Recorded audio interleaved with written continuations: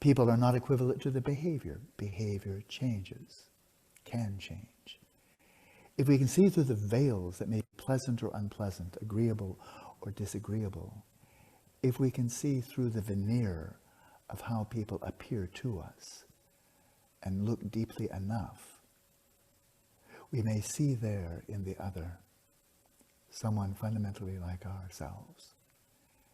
And if we can look into the mirror or introspectively observe within, look within at our own desires, our emotions, our feelings, if we can look within and see someone who is lovable, worthy of love, even though we have our bad days and we get grumpy, we get irritable, sometimes selfish, sometimes greedy, we have our flaws, we are flawed individuals.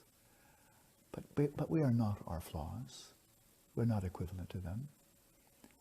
And if we can look upon ourselves and recognize, I am someone who is worthy of love. I'm worthy of finding happiness.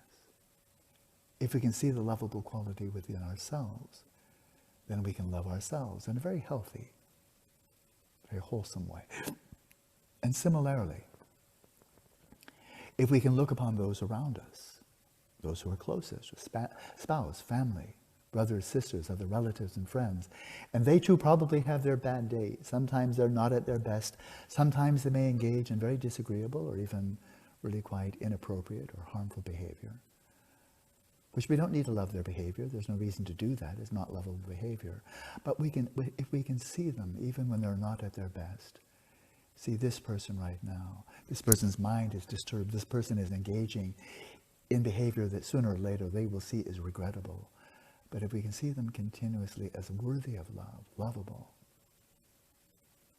then that view right there, seeing ourselves and others as worthy of love, of lovable, that's the immediate catalyst for caring for them, attending to them, wishing them well.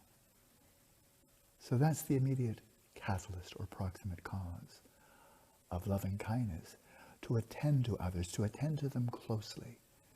This verb attend is one of my favorite verbs. It comes from the Latin, to tend to. As a shepherd tends to his sheep, a mother tends to her children.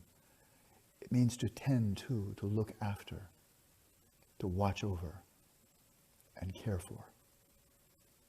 We naturally attend to our own well-being, to our health, to our psychological well-being, our safety, our success, our joys. We naturally attend to them, and therefore we care about ourselves. And similarly, parents care about each other, the spouses. They care about their children by tending to them, watching over, looking after, and caring for them.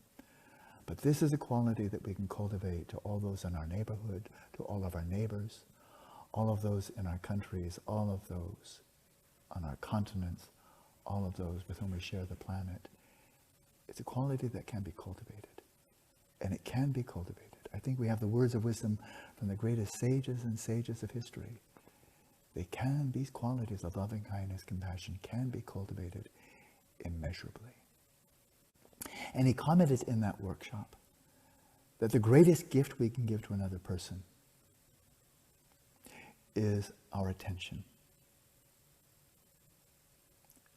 Very often people need more than our attention. They're hungry, they need food.